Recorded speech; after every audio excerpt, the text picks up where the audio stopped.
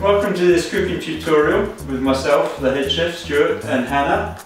Spaghetti carbonara, or it's like tagliatelle carbonara. I've got some tagliatelle here that I've cooked. You can cook the tagliatelle beforehand with this dish because the sauce and all that is obviously going to heat the pasta up. You don't have to add the pasta in hot. So I've got some bacon, I've got some ham, cheese, parsley, some onion, flour and butter, which we won't need anymore because we use that to make the roux. So, but some peas, if you want to put peas in. Obviously carbonara doesn't normally have peas in it, but I think why not? And some mushrooms, and then some parmesan, and yeah, that's it. So we're going to do a little bit of mise en place, and then we'll come back in a minute. Now we're going to make a bechamel, which is just like a basic white sauce. You're going to use it for, you can use it for pasta dishes, for lasagna. We're going to use it today for lasagna and the carbonara. Right, I'm going to do the carbonara a slightly different way to the normal way we normally make it. But so I'll make the bechamel in a minute. All you need is equal quantities of flour and butter. So if it's 50 grams of flour, probably 25 grams of butter, 25 grams of flour, and milk. All right. So the milk, I don't know the quantity. If it's just milk to thicken, but if I sort of show you, so get your butter, put it in a pan. You want to melt that down, and then you're going to thicken it with flour. This is basically what we call a roux. Alright, so there's two ways of making the roux. You can do it this way, which is a conventional way of making it. You make a roux, cook the roux out, add your cold milk, thicken it up. Or you can boil the milk and use what they call a beurre manière, which is melted butter and flour that's mixed together to a paste. And you add that to the warm milk, and that will thicken it. But yeah, I'll show you this. This is the way most people make a white sauce. So the butter's almost melted now. I would say, I mean, it's just experience. I don't weigh anything else, but I know it is equal quantities of butter and flour, all right?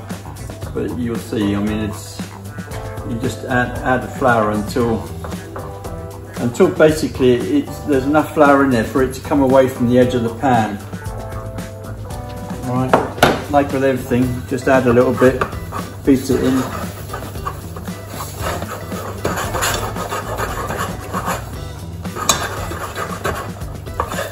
So you can see there, it sort of leaves the side of the pan. That's what you're sort of looking for. So there's no residue, you know, it's quite a clean pan, all right? That's what you're sort of looking for. Now you need to cook that out for about 2 or 3 minutes. Well, yeah, maybe about 3 minutes, all right? You don't want to burn it. If you burn it, when you add the milk in, it's going to turn the sauce, instead of a white colour, obviously it'd be a brown colour. I mean, a really cheap way of making it is what we call the cowboy way of making it.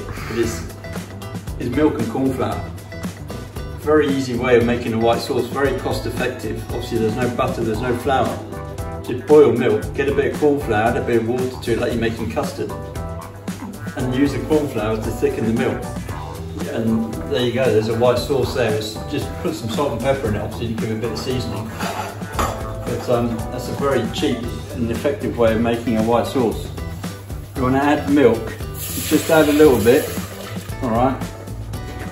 When the milk starts to boil, it won't thicken until the milk starts to boil. It's like corn flour. If you add corn flour to cold milk, nothing's going to happen. The milk needs to be boiling, or at least pretty hot.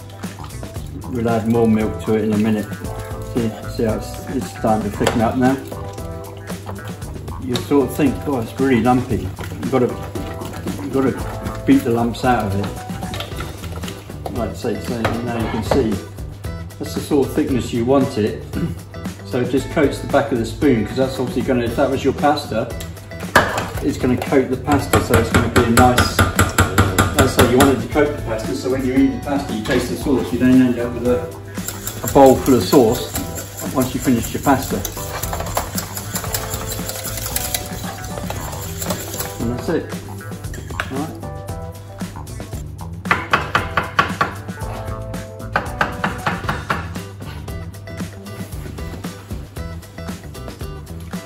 We've got the oil. Don't need a lot of oil because it's just for frying the onions and the mushrooms really. So chuck your onions in and your mushrooms. A bit of salt and pepper.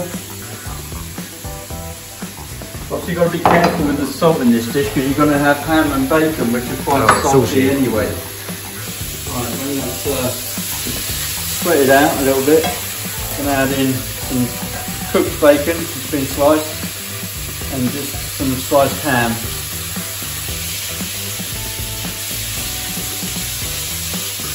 I'm going to chuck a little few peas in there as well, just to give it a bit of colour and make it a little bit interesting.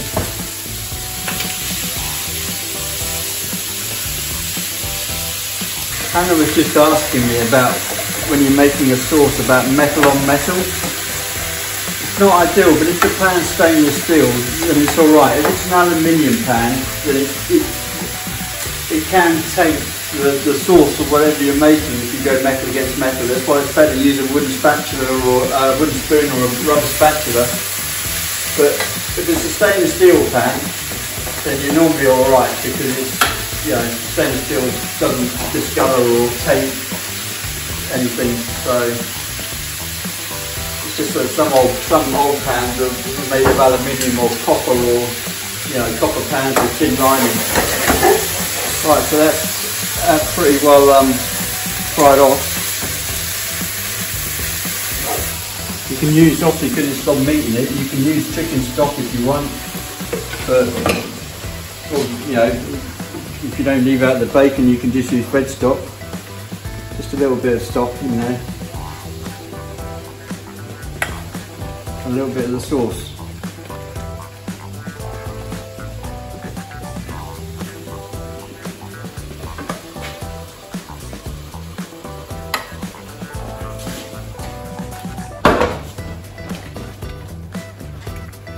Alright, and lastly,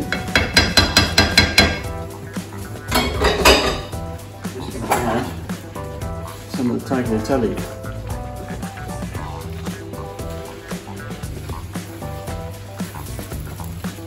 Because obviously the pastas are going to take hardly any time at all to cook. See what I mean? You're going to end up with all the gubbins in the bottom. So it's better to sort of put the tagliatelle in with a thing and spoon the gubbins over the top.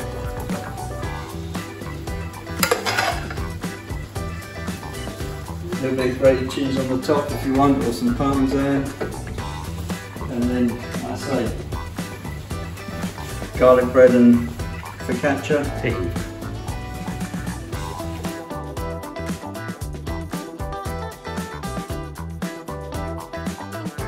Well, I hope you found that useful. Really enjoyed it. Hope you had fun. Love to know your feedback. Obviously that's the main reason for doing these things, is to know that what we're doing, you're enjoying it and you're learning something from it. And also, what else, if we do these videos again, what you'd like to know in the next one.